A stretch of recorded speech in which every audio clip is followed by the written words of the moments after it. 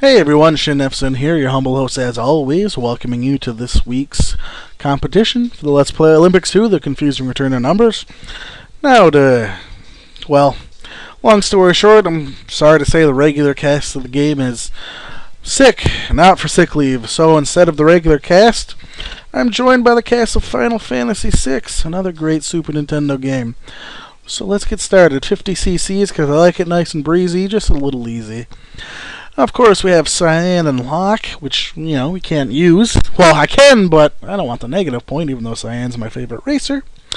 We have the middle-of-the-road characters, the two brothers, of course, Sabin and Edgar. They're pretty good, but not my cup of tea for style points there. Celis and Gao, aside from Cyan, probably my favorites. They handle very much, basically how I like racers to handle in this type of game. And of course, we have Setzer and Umaro. And, well, I'm going to be Umaro. Or, well, more to the point, a mini Umaro. And if you played Final Fantasy VI, Umaro was one of the two hidden characters, along with Gogo. You can get him in the second half of the game when you're searching for Mog in the World of Ruin. Now, I don't have a blatant preference for weight classes in this game. Anyone can... Yeah, that's right, just run me over, that's fine. Basically, anyone with any class, as long as you practice with them, you can do just fine in this game. But I find myself, certain cups I just like better playing certain classes.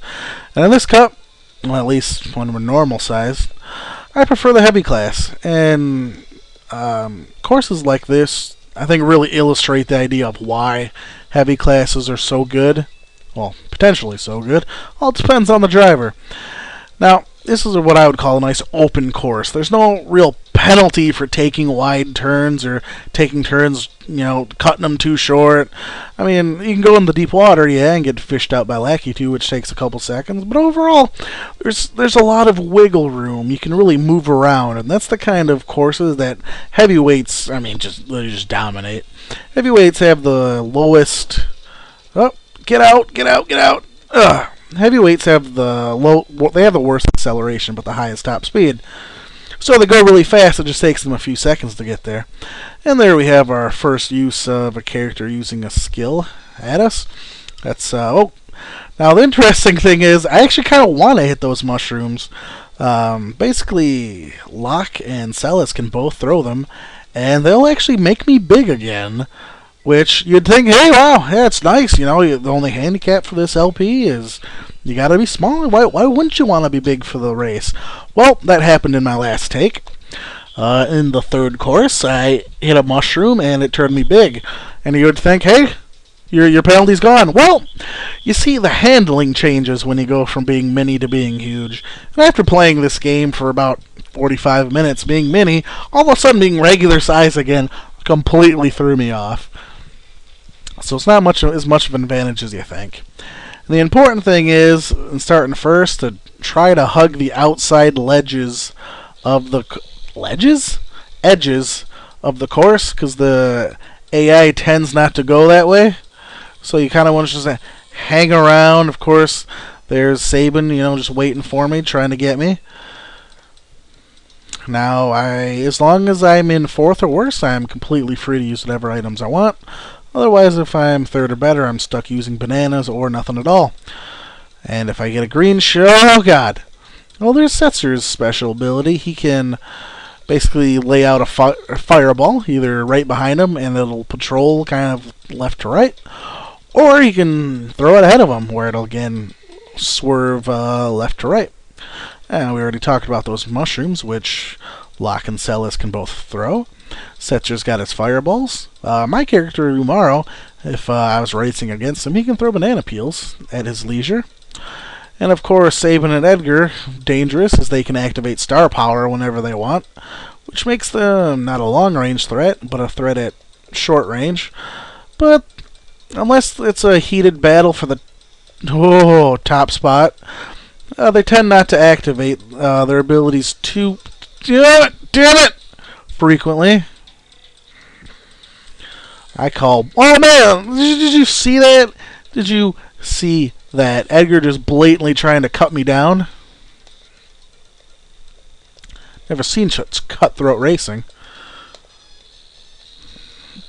See, it's so obvious. Like the other characters try to slow down so you hit them. It's ridiculous. That's right. Get first back. Avoid whatever's going to get thrown at me. Again, I don't know how much I'd be disappointed by that, but don't take me over. Okay. Best story ever.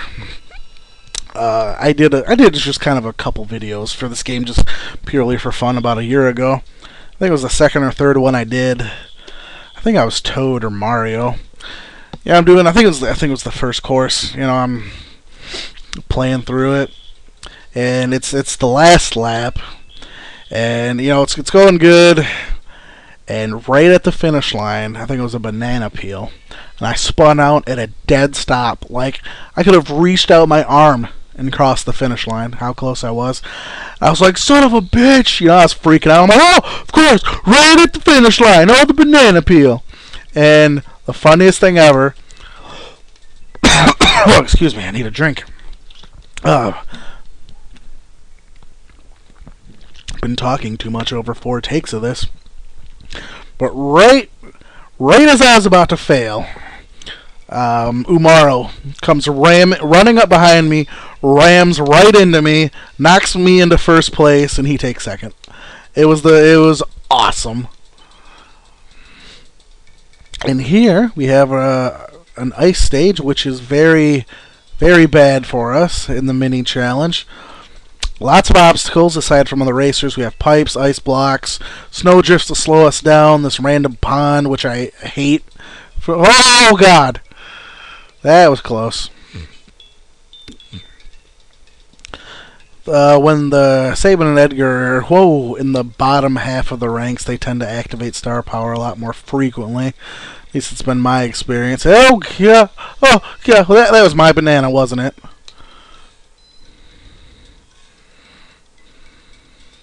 There's nothing more frustrating than getting run over, smushed, and just as you're about to start driving again, you get smushed again. Like, this course can be positively infuriating because of that. Especially since sometimes it seems like certain characters just blatantly try to gun you down. Oh God, it's the final lap, seriously? I was hoping I had one more in me.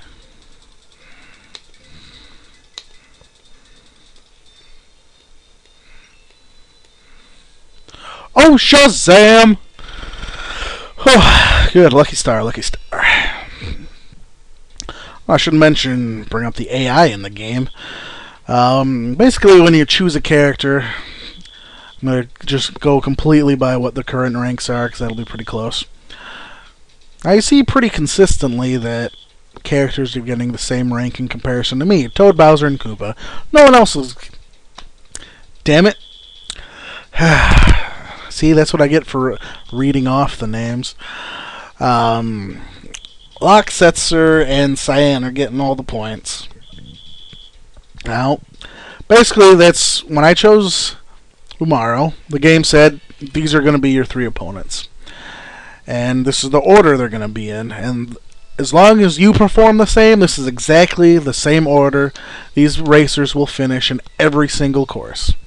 And if I had Satan first, then absolutely. I already forgot what the order was, but let's say, Locke was in second behind me. I'm in first, Locke's in second, Setzer's third, and who was the other one? Cyan. Let's say Cyan, Locke, and Setzer, because now I can't remember. But they're second, third, and fourth. As long as I'm in first, they'll be in second, third, and fourth. Every time. Now, I can change that, or, well, the computer can change that depending on what happens, but let's say, Cyan's my direct competition. He's always on my ass, always in second, he's always right there. Well, let's say he hits banana peel. I drop a banana peel right before... That's so retarded that you can get flattened by running up behind them. Let's say, I'm crossing the line right in front of him. I drop a banana peel. He spins out, and all of a sudden he finishes in 8th. He's not even in the rankings anymore. Well, the 2 people that were behind him are going to take over the second and third place AI, And then one of the guys that had 0 points up to that point is going to take over as the 4th place AI, and then he'll start scoring. So, yeah, it's kind of interesting. A little weird how the AI works, but it's kind of neat to know that you can manipulate it if you have the time and energy to do it. And the one thing I hate about this course is it's the first one that, 1, really punishes you, and 2, it's really hard to come back from being behind on. Probably one of the hardest courses in the game in that respect. And there's a couple reasons for that. 1, you got to get lucky with items. 2, the AI doesn't make mistakes in this course. They go right through the thwomps most of the time.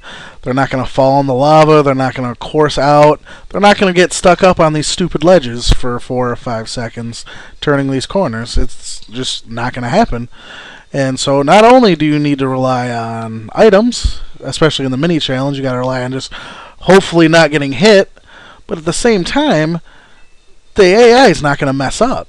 So not only are you not getting help, but the AI isn't going to, help you win any, Oh, no. Oh, my God. Oh, my God, that's such a relief. In 4 videos, that's the first time I finished this in the rankings. 2 8th place finishes, 1 6th, and 1 where I just gave up after hitting 15 minutes. Oh, man, I'm thrilled. All right, let's get on to the last course, which is a nice green one. I'm getting beaten by Toad, but you know what? This isn't a score challenge. Right? I gotta get a green shell still. Have I even gotten one yet? Spin out a little bit. Ironically, in 3 of my videos before this, I had 100% accuracy with my green shells. And of course, I failed horribly on that Bowser level, and that was that. And now, of course, just because I completed that race successfully, I'm going to want to keep this stake. Now, this is one stage where I actually not a huge fan of the heavyweight. Especially in mini mode, where pulling off halfway decent maneuvers only gets you punished when you hit the next guy in front of you. There's definitely too many hard turns for a heavyweight to be super good in this situation. I don't know what it is with Sabin and Edgar, but I'm really wishy-washy with them. There are certain courses where I'm fantastic with them, other ones where I just burn out in failure. Whereas with Celis and Gao, their handling on straightaways is a bit stiff, but I really like their turning, which is, it's obviously a really important part of the race. Good turning can overcome a lot of other deficits.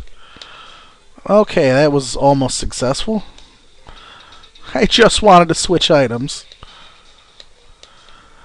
I was just waiting for me to run into Yoshi. Not Yoshi, Gao. Damn it, brain.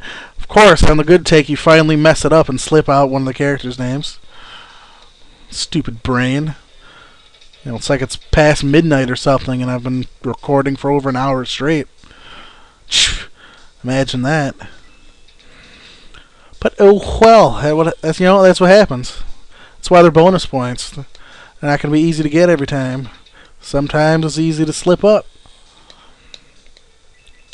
I'm not gonna lie. I'm amazed. I'm actually in scoring position right now. This race has not been very smooth. It's one of the ones where, as a heavyweight, you just need to know when to let up on the gas. Good drifting is an excellent skill to have. Sometimes just I still haven't used a non-banana item when I was in rank 3 or above, so we're going to keep up with that. I at least get that bonus point. Or is it a negative point that I'm avoiding? I don't remember. Either way, it gets me a point somehow. Good! Get out of the way! Oh! Okay, I was obviously supposed to be flattened, but the game can't handle it.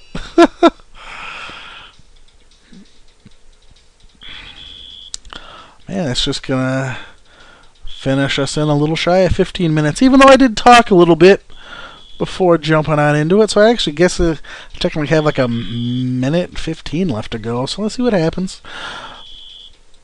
I guess we can just watch the ceremony. I lost a toe. God damn it. Lock, what? Oh, I did such a good job staying with all the right names in the first 4 videos. But no. I just had to chase perfection. And now I'm losing bonus points.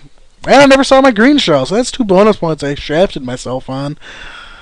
Maybe it would have been better just to keep the videos where I just kept failing in that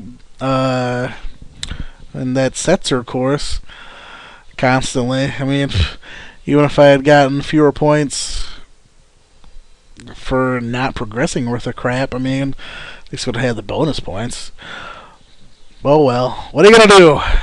Umaro wins the silver, and that's the important thing. And that's another week in the record books, as it were. So this has been Super Sabin Kart. So thanks to the cast of Final Fantasy VI for filling in for the regular guys.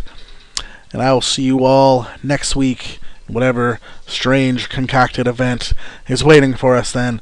Thanks for watching. I'll see you next week.